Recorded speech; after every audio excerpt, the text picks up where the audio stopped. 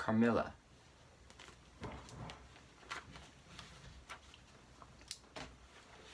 Chapter 3. We compare notes. We followed the cortege with our eyes until it was swiftly lost to sight in the misty wood, and the very sound of the hoofs and wheels died away in the silent night air. Nothing remained to assure us that the adventure had not been an illusion of the moment, but the young lady, who just at that moment opened her eyes. I could not see, for her face was turned from me, but she raised her head, evidently looking about her, and I heard a very sweet voice ask complainingly, "Where is Mamma?"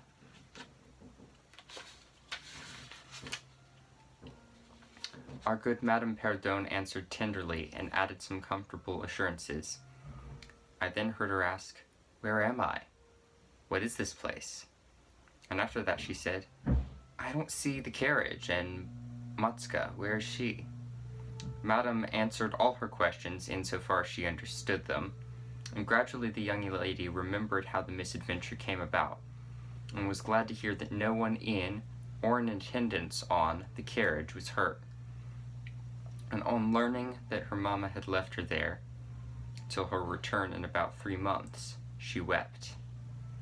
I was going to add my consolations to those of Madame Perdon when Mademoiselle de La Fontaine placed her hand upon my arm, saying, "Don't approach, one at a time as much as she can at present converse with.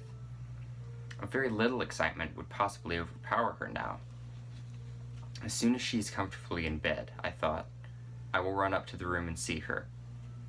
My father, in the meantime, had sent a servant on horseback for the physician, who lived about 2 leagues away, and a bedroom was being prepared for the young lady's reception. The stranger now rose, and leaning on Madame's arm, walked slowly over the drawbridge and into the castle gate. In the hall, servants waited to receive her, and she was conducted forthwith to her room. The room we usually sat in, as our drawing-room is long, having 4 windows that looked over the moat and drawbridge upon the forest scene I have just described. It is furnished in old carved oak, with large carved cabinets, and the chairs are cushioned with crimson Utrecht velvet. The walls are covered with tapestry, and surrounded with great gold frames, the figures being as large as life, in ancient and very curious costume, and the subjects represented are hunting, hawking, and generally festive. It is not too stately to be extremely comfortable, and here we had our tea, for with his usual patriotic leanings he insisted that the national beverage should make its appearance regularly with our coffee and chocolate. We sat here this night, and with candles lighted, were talking over the adventure of the evening. Madame Perdon and Mademoiselle de La Fontaine were both of our party.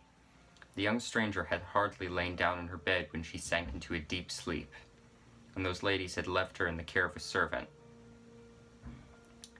"How do you like our guest?" I asked, as soon as Madame entered. "Tell me all about her." "I like her extremely," answered Madame. "She is, I almost think, the prettiest creature I ever saw, about your age, and so gentle and nice." "She is absolutely beautiful," threw in Mademoiselle, who had peeped for a moment into the stranger's room. "And such a sweet voice," added Madame Perdon.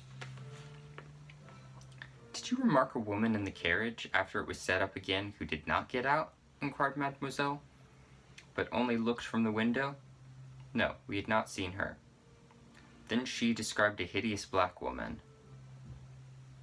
with a sort of colored turban on her head, who was gazing all the time from the carriage window, nodding and grinning derisively toward the ladies, with gleaming eyes and large white eyeballs, and her teeth set as if in fury. "Did you remark what an ill-looking pack of men the servants were?" asked Madame. "Yes," said my father, who had just come in. "Ugly hangdog-looking fellows as ever I beheld in my life. I hope they mayn't rob the poor lady in the forest. They are clever rogues. However, they got everything to rights in a minute." "I dare say they are worn out with too long traveling," said Madame. "Besides looking wicked, their faces were so strangely lean and dark and sullen."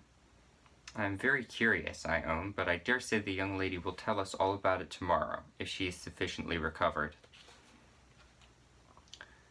I don't think she will, said my father with a mysterious smile and a little nod of the head, as if he knew more about it than he cared to tell us. This made me all the more inquisitive as to what had passed between him and the lady in the black velvet, in the brief but earnest interview that had immediately preceded her departure. We were scarcely alone when I entreated him to tell me. He did not need much pressing. There is no particular reason why I should not tell you. She expressed a reluctance to trouble us with the care of her daughter, saying she was in delicate health and nervous, but not subject to any kind of seizure, she volunteered that, nor to any illusion, being in fact perfectly sane. How very odd to say all that, I interpolated. It was so unnecessary. At all events, it was said, he laughed, and as you wish to know all that passed, which was indeed very little, I tell you. She then said, I am making a long journey of vital importance, she emphasized the word, rapid and secret. I shall return for my child in 3 months. In the meantime, she will be silent as to who we are, whence we come, and whither we are traveling. That is all she said. She spoke a very pure French. When she said the word secret, she paused for a few seconds, looking sternly, her eyes fixed on mine. I fancy she makes a great point of that. You saw how quickly she was gone. I hope I have not done a very foolish thing in taking charge of the young lady. For my part, I was delighted. I was longing to see and talk to her, and only waiting till the doctor should give me leave. You, who live in towns, can have no idea how great an event the introduction of a new friend is in such a solitude as surrounded us. The doctor did not arrive till nearly 1 o'clock, but I could no more have gone to my bed and slept than I could have overtaken, on foot, the carriage in which the princess in black velvet had driven away. When the physician came down to the drawing-room, it was to report very favorably upon his patient. She was now sitting up, her pulse quite regular, apparently perfectly well. She had sustained no injury, and the little shock to her nerves had passed away quite harmlessly. There could be no harm certainly in my seeing her, if we both wished it, and with this permission I sent forthwith to know whether she would allow me to visit her for a few minutes in her room. The servant returned immediately to say that she desired nothing more. You may be sure I was not long in availing myself of this permission. Our visitor lay in one of the handsomest rooms in the Schloss. It was perhaps a little stately. There was a somber piece of tapestry opposite the foot of the bed, representing Cleopatra, with the asps to her bosom, and other solemn classic scenes were displayed, a little faded, upon the other walls. But there was gold carving, and rich and varied color enough in the other decorations of the room to more than redeem the gloom of the old tapestry. There were candles at the bedside. She was sitting up, her slender pretty figure enveloped in the soft silk dressing gown, embroidered with flowers and lined with thick quilted silk, which her mother had thrown over her feet as she lay upon the ground. What was it that, as I reached the bedside and had just begun my little greeting, struck me dumb in a moment and made me recoil a step or two from before her? I will tell you. I saw the very face which had visited me in my childhood at night, and which remained so fixed in my memory, and on which I had for so many years so often ruminated with horror, when no one suspected of what I was thinking. It was very pretty, even beautiful, and when I first beheld it wore the same melancholy expression. But this almost instantly lighted into a strange fixed smile of recognition. There was a silence of fully a minute, and then at length she spoke. I could not.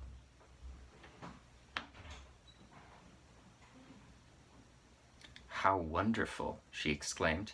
12 years ago I saw your face in a dream, and it has haunted me ever since. Wonderful indeed, I repeated, overcoming with an effort the horror that had for a time suspended my utterances. 12 years ago, in vision or reality, I certainly saw you. I could not forget your face. It has remained before my eyes ever since." Her smile had softened. Whatever I had fancied strange in it was gone, and it and her dimpling cheeks were now delightfully pretty and intelligent. I felt reassured, and continued more in the vein which hospitality indicated, to bid her welcome, and to tell her how much pleasure her accidental arrival had given us all, and especially what a happiness it was to me. I took her hand as I spoke. I was a little shy, as lonely people are, but the situation made me eloquent and even bold. She pressed my hand, she laid hers upon it, and her eyes glowed, as looking hastily into mine, she smiled again and blushed. She answered my welcome very prettily. I sat down beside her, still wondering, and she said, "I must tell you my vision about you. It is so very strange that you and I should have had, each of the other, so vivid a dream, that each of us should have seen, I you and you me, looking as we do now, when of course we were both mere children. I was a child, about 6 years old, and I awoke from a confused and troubled dream, and found myself in a room, unlike my nursery, wainscoted clumsily in some dark wood, and with cupboards and bedsteads and chairs and benches placed about it. The beds were, I thought, all empty, and the room itself without anyone but myself in it. And I, after looking about me for some time, and admiring especially an iron candlestick with 2 branches, which I should certainly know again, crept under one of the beds to reach the window. But as I got up from under the bed, I heard someone crying, and looking up, while I was still upon my knees, I saw you, most assuredly you, as I see you now, a beautiful young lady with golden hair and large blue lips, blue eyes, and lips, your lips, you, as you are here. Your looks won me. I climbed on the bed and put my arms around you, and I think we both fell asleep. I was aroused by a scream. You were sitting up screaming.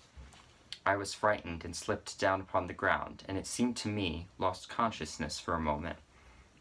And when I came to myself, I was again in my nursery at home. Your face I have never forgotten since. I could not be misled by mere resemblance. You are the lady who I then saw. It was now my turn to relate my corresponding vision, which I did to the undisguised wonder of my new acquaintance. "I don't know which should be the most afraid of the other," she said, again smiling. "If you were less pretty, I think I should be very much afraid of you, but being as you are, and you and I are both so young, I feel only that I have made your acquaintance 12 years ago, and I already have a right to your intimacy. At all events, it does seem as if we were destined, from our earliest childhood, to be friends. I wonder whether you feel as strangely drawn toward me as I do to you. I've never had a friend. Shall I find one now?" She sighed, and her fine dark eyes gazed passionately on me. Now, the truth is, I felt rather unaccountably drawn towards the beautiful stranger. I did feel, as she said, drawn toward her. But there was also something of repulsion. In this ambiguous feeling, however, the sense of attraction immensely prevailed. She interested and won me. She was so beautiful and so indescribably engaging. I perceived now something of languor and exhaustion stealing over her, and I hastened to bid her good night. "The doctor thinks," I added, "that you ought to have a maid to sit up with you tonight. One of ours is waiting, and you will find her to be a very useful and quiet creature." "How kind of you, but I could not sleep. I never could with an attendant in the room. I shan't require any assistance, and, shall I confess my weakness, I am haunted with the terror of robbers. Our house was robbed once, and 2 servants murdered, so I always lock my door. It has become a habit, and you look so kind I know you will forgive me. I see there is a key in the lock." She held me close in her pretty arms for a moment and whispered in my ear, Good night, darling. It is very hard to part with you, but good night. Tomorrow, but not early, I shall see you again." She sank back on the pillow with a sigh, and her fine eyes followed me with a fond and melancholy gaze, and she murmured again, "Good night, dear friend." Young people like, and even love, on impulse. I was flattered by the evident, though as yet undeserved, fondness she showed me. I liked the confidence with which she had once received me. She was determined that we should be very dear friends. Next day came, and we met again. I was delighted with my companion, that is to say, in many respects. Her looks lost nothing in daylight. She was certainly the most beautiful creature I had ever seen, and the unpleasant remembrance of the face presented in my early dream had lost the effect of the first unexpected recognition. She confessed that she had experienced a similar shock on seeing me, and precisely the same faint antipathy that had mingled with my admiration of her. We now laughed over our momentary horrors.